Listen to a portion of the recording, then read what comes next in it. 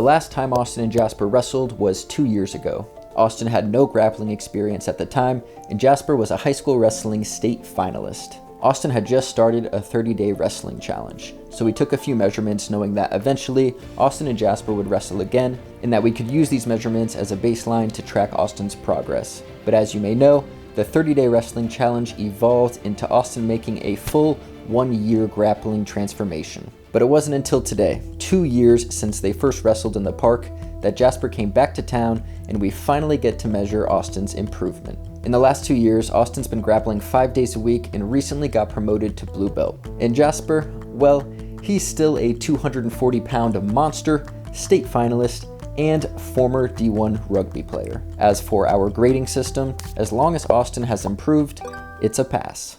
2 years ago, when they just wrestled, Austin's stance was pretty ugly. He also had no idea how to clear these incoming collar ties, and the cherry on top was his New Balance running shoes. And 2 years later, the improvement is obvious. His stance is well balanced, and he overall just looks much more athletic in this position. He's also going for actual techniques, as he tries to turn his heel to the sky to free his leg, and then goes for a sit-out to create hip separation. That is, until Jasper gets this super unconventional cradle, which would be a 2-point takedown and back points in wrestling. But Austin's able to face him and drive up into a single leg. Jasper shows off his flexibility, but Austin limp arms and returns him to the mat for a takedown of his own. You've improved. That was a young Padawan. Confirmed by Jasper himself, Austin has officially improved in our first test. Next, we have our takedown test. 2 years ago, it took Jasper all of 4 seconds to take Austin down. Now let's see how long it takes after 2 years of training.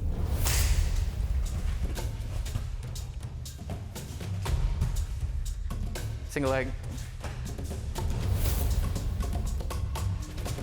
That's a takedown. It was quicker than we may have hoped, but that's still a 6-second improvement, which means he passes the second test. And for test number 3, we have a 90-second wrestling match where if you get a pin, you reset and keep wrestling until time expires. In our baseline test, Jasper took Austin down and pinned him. Twice. So as long as Austin doesn't do something dumb in the first 45 seconds of this match, he should be good. Clear that underhook, Jasper.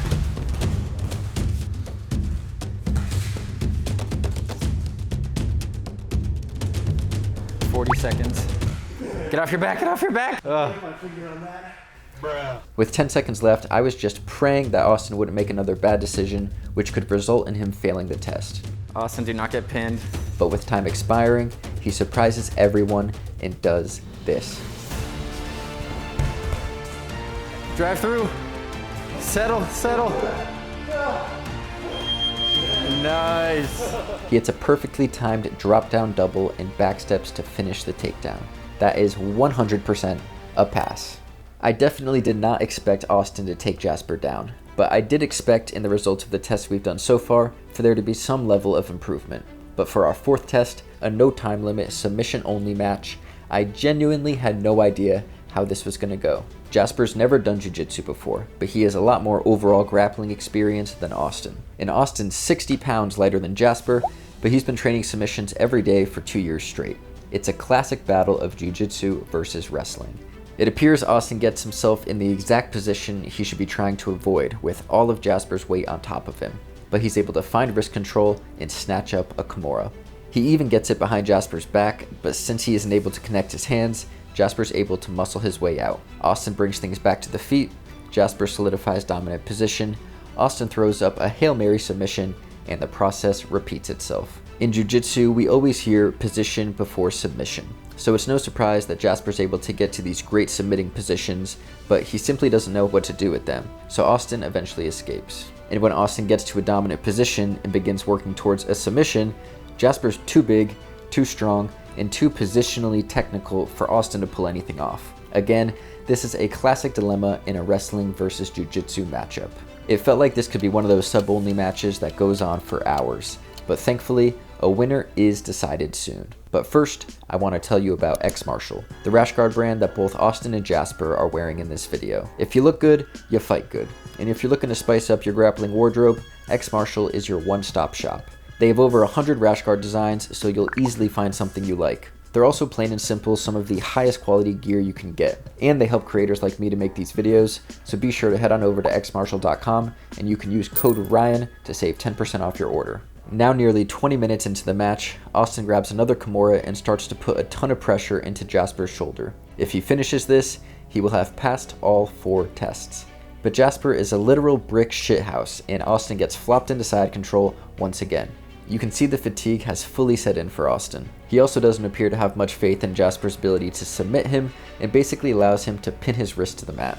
And now all Jasper needs is a little coaching from the sidelines. Put your right wrist on his wrist again, like you did before. Now grab your left wrist with your, yep. Yes, exactly, yep. You got it behind his back, you should finish this. Oh, it's a little hard to watch. Even though Austin got submitted, this is a drastic improvement from the footage we got 2 years ago. And I can confirm from personal experience that Jasper's pretty hard to submit. Subscribe to see the footage of Jasper and I's roll, and comment below if you think Austin will get him next time.